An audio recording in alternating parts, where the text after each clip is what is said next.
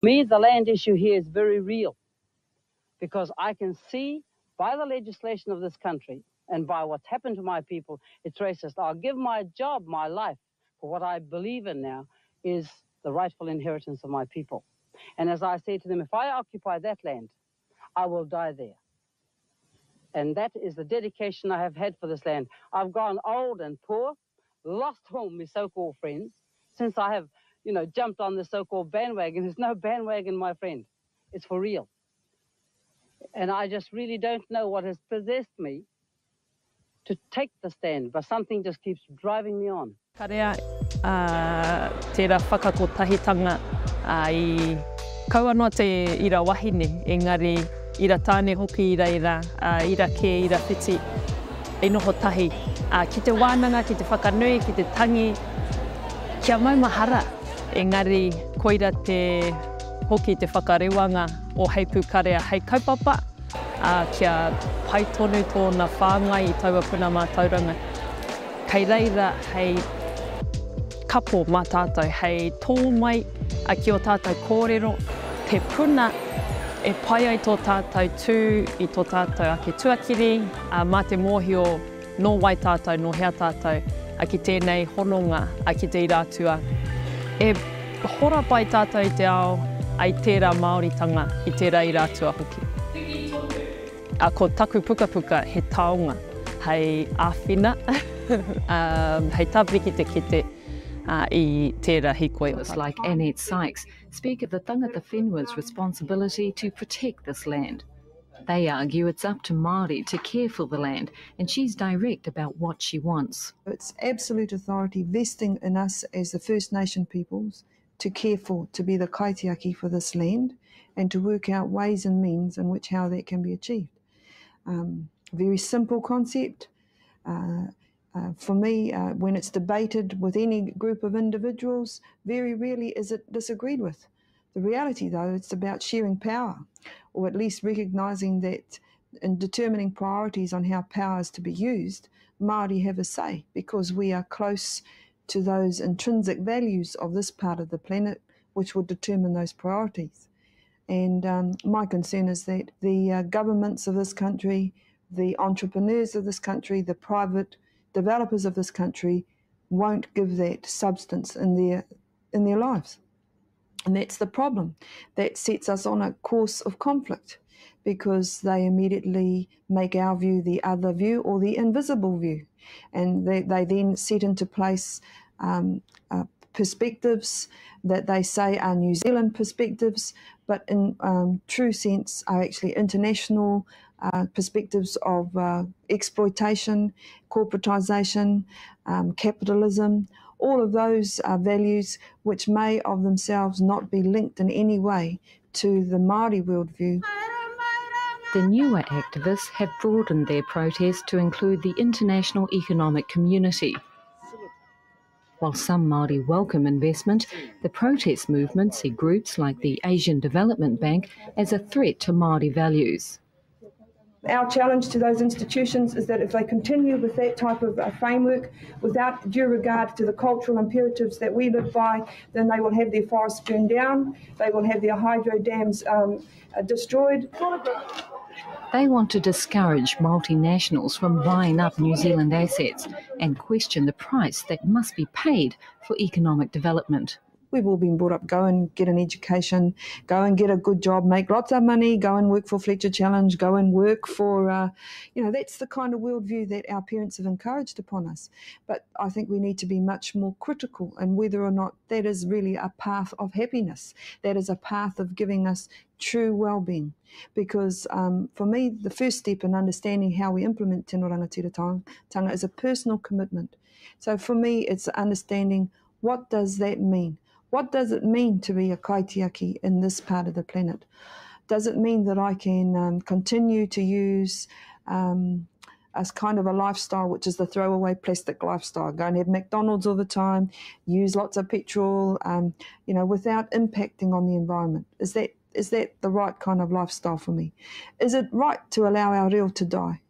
Is it right to have television without our world being portrayed as our world, you know, not a flash world, but just our world, an important, loving kind of view. But in the last 150 years, with the prospects of industrialisation, we've been corrupted by another view of exploitation, which is sourced for me in greed, in values of personal gain as opposed to collective gain. And those kind of values are juxtaposed against ours, and there's going to be some tensions in getting that change. I also think, though, that there is another school of hard knocks out there. We are 1 in 4 in the poverty stakes in this country, Māori. And pain of itself, living in communities where you are being knocked around all of the time, is an education of itself, which, in my view, births people who are so committed to developing change, because that environment is so horrible for them, that you're also going to have Māori nationalists come from the policies of privatisation that have ghettoised Māori people and continue to deprive us of development opportunities that all citizens should have. It's the fear. I started as a journalist at Te Karere when I was 22. Once We Warriors had just been released. Meg Ryan haircuts were in.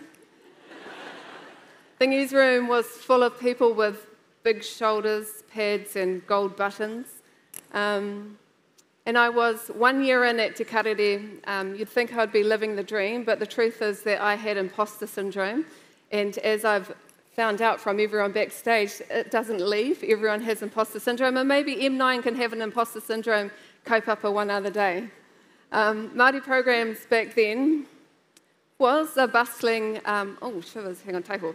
Māori programs back then in those days was a bustling department where young interns like myself were thrown into the fire, kind of like a board game of operation, and you'd have to try and extract the thigh bone out without getting zapped. Zapped for making a dud move in this incredible nest of native speakers and experts to survive a day without getting a kohiti from Auntie Tini or whai rangi for using an a instead of an o was winning. There was mātai and moko and stays. And each day they'd launch us out of the nest from the Māori program's kohanga into Te Ao Māori with our little wings, and we'd tumble through the days navigating our people and our iwi, our places and our spaces. And back in those days, the government pōwhiri, actually, this is totally out of thing. Now I'm going to talk about Waitangi Day. So my first Waitangi Day was 1995, a year after I first started. And you get sent up there with the big Te Karere team and you know, the big One News. It's a huge day, as you all know. And back in those days, the government pōwhiri was held at Te Ti. If you've ever been there, that's the lower marae. The haukainga was joined by Te Kawariki, the protest group, and the marae ātia was shoulder to shoulder. In 1995, the big kaupapa kōrero back then was the fiscal envelope. And it was a trick of the treaty where the Crown was trying to force through legislation to wind up all settlements for under $1 billion. Te iwi Māori was collectively opposed. And then my script comes back. My first Waitangi Day, 1995. And this isn't 1995, this is 1990, because my dear friend John Miller lent me this image. And if you see the person with the mic, that's Peter Ture. And Hene Whare's in there. It's a great photo. And the Jim Bolger government had wrangled Sir Weda Gardner as a public servant to head up to Puni Kōkiri. And his job was to roll out this fiscal envelope, this controversial new settlements bill, with little or no consultation from Māori. Sounds familiar, right? So as the karanga came hard and fast from Te Ti, Crown ministers, including the Governor-General, made their way through the wahanui at the bottom marae. It was like a clever trap. Onlookers, protesters bringing their riri, their protests circled the ātia. Māori wardens did their best to hold them back, but it was like a massive rugby maul complete with Hone Haruera, who you're going to hear from soon, on his microphone. The circle closed in, crushing and crumbling the politicians and their fiscal envelope. A tufa, a headbutt, maybe a punch. John, go! Get off our land! It's not yours. We ain't even invited in. For many New Zealanders, Waitangi Day was a day of shame, not because of the anger expressed, so much as the offensive nature of the expression. By the end of the ceremony, tempers were such that radical and conservative Māori leaders were having to be kept apart.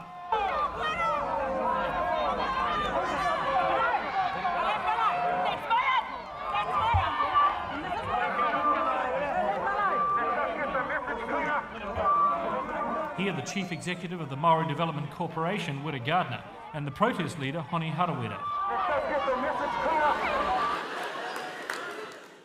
Within minutes, it was over. What a thrill. I was hooked. Waitangi was the place to be, and I'd be back. And I returned year after year. And the thing is, nothing really changed for tangata whenua. While there were small changes to the protest banners, the treaty is a fraud 1 year, honour the treaty the next, the sentiment was the same. Māori felt their tupuna had made a deal with the Crown, and the Crown continued to fail to uphold it. It was, and it is, pretty simple stuff. Since the early 1980s, Māori have not only had a voice on the protest lines, but also in the media. That is actually Willie Jackson interviewing John Campbell, and me thinking, why aren't you interviewing me? John who? No. The Māori Language Act ensured that we had a voice. In 1986, e mihi ana ki a rātou e pakanga mō tō tātou reo. Since our reo was made official in law, governments have had an obligation to retain and promote it, including in broadcasting. So the financial support has funded all sorts of different media models, and today, for now at this very moment, we are thriving. And I wrote this last week, and today I'm not sure if we're thriving anymore. But Māori media is, for now, I can't tell you what tomorrow looks like, but we should have a discussion about that. But it wasn't always thriving. Since the signing of Te Tiriti for many decades, and for many decades that followed, colonists, settlers, and Pākehā held the news narrative. The lords, the sirs, the politicians, councillors, businessmen, New Zealanders with a deep sense of connection to the colonial legacy of Great Britain have worked overtime under the cloak of democracy, drafting petitions, contributing to laws, penning media columns, analysing and debating the meaning and intention of our founding document. So we weren't really interested in how we should shape ourselves to be more effective or presentable to Pākehā. We were more interested in how do you change those? How do you change them? You know, because they need to listen. And what do we need systemically to make them realise actually they don't run this place and they don't have a right to run it. You know, so there was a big critique in our own Māori community for what we were doing, and the label activist was seen as a negative. You know, oh, she's an activist or he's an activist. They were seen, you know, like, that's like worse, it was like being called something worse than a criminal, is how it was represented, which to me is, how great to be called a Māori activist, because what's the opposite of that? Like a Māori who does nothing. This sector of New Zealand has for a century and a half been at the forefront of shaping public opinion around Te Tiriti, with little, if any, input from Māori media.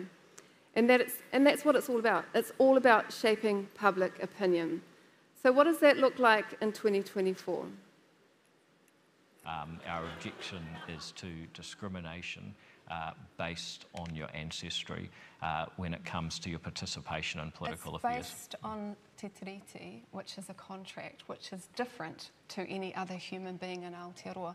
It's not true that you should forever and a day have a different right to sit at certain tables to govern certain entities because of your ancestry. This is a democracy. That's what the treaty did. That's what it did. It wasn't. There's no end date on te tiriti. Your version of it. I think you've got the treaty wrong, and I think that your version of how the world should be has no successful parallel anywhere in the world. Kia ora! So in the era of disinformation and multi-mass media, how do we, as Māori journalists and storytellers, cover the current treaty debate responsibly? How do we uphold our tino rangatiratanga in that space, our sovereignty? How do we prepare ourselves for statements like David Seymour, who purports to understand the intention of te tiriti better than all of you? These are the discussions that we are having within our Māori media whānau right now. Politicians like David Seymour, Winston Peters and Shane Jones will always have platforms and amplified voices while they're serving MPs. That's how our democracy works. And integral to this is the press gallery and the wider media. But what about the other voices, the columnists, the think tanks, the mining and tobacco lobbyists, those with political agendas? How do we balance the airtime? Who selects who gets to write up the columns? And what is the tool that we use when platforms are publishing disinformation about the treaty?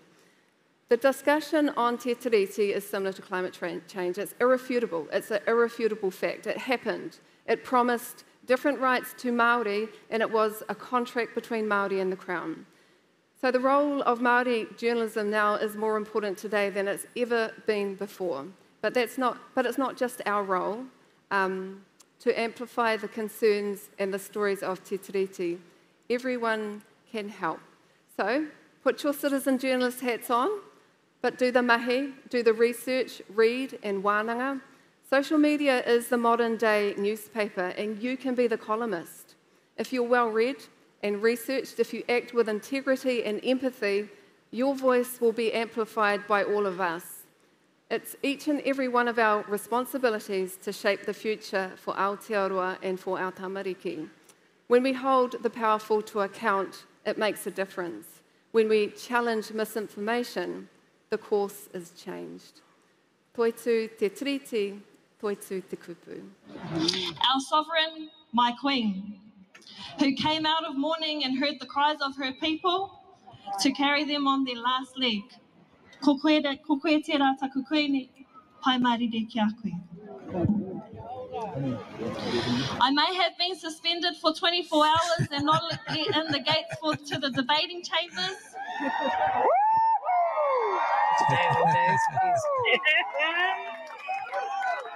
But the next day I showed up outside the steps with 100,000 of my people.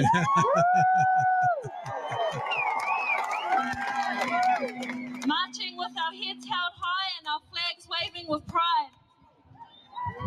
This march was never about the bill. I ripped that in half and chucked it away. This march was about us. Walking, marching, side by side, generation by generation. This bill divides us as a country. The treaty unites us.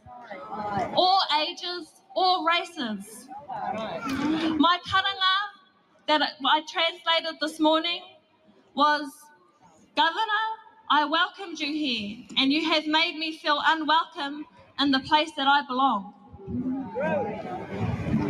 My biggest mahi goes out to every single one of you over the past 9 days. We've seen our people run, cook, porphyry, usher, drive, walk, traffic patrol, police, Māori wardens, banner holders, ringawera, videographers, all ages and all different races coming together for te tiriti o Waitangi.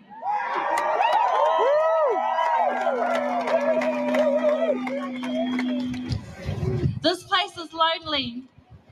This place is isolating. We hear you and we feel you.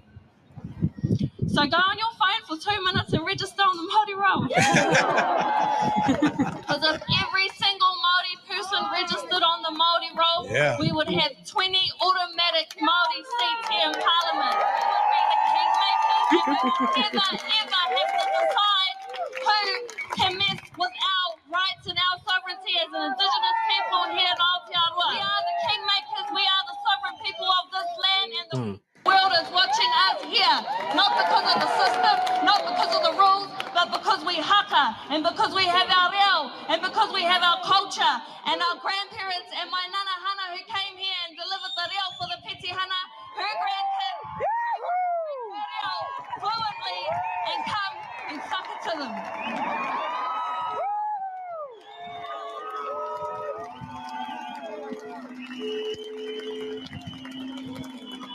I'm not here to speak long, because my job is not to speak out here, it's to speak in there. But I just want to mihi to all the opposition parties who came out here in full force, not just Te Pāti Māori, Te Pāti Kātariki, Te Pāti Reipa, Koutou Katoa. We are a strong, united front who came out here in full force, not just Te Pāti Māori, Te Pāti Kātariki, Te Pāti Reipa, Koutou Katoa. We are a strong, united front. Yeah.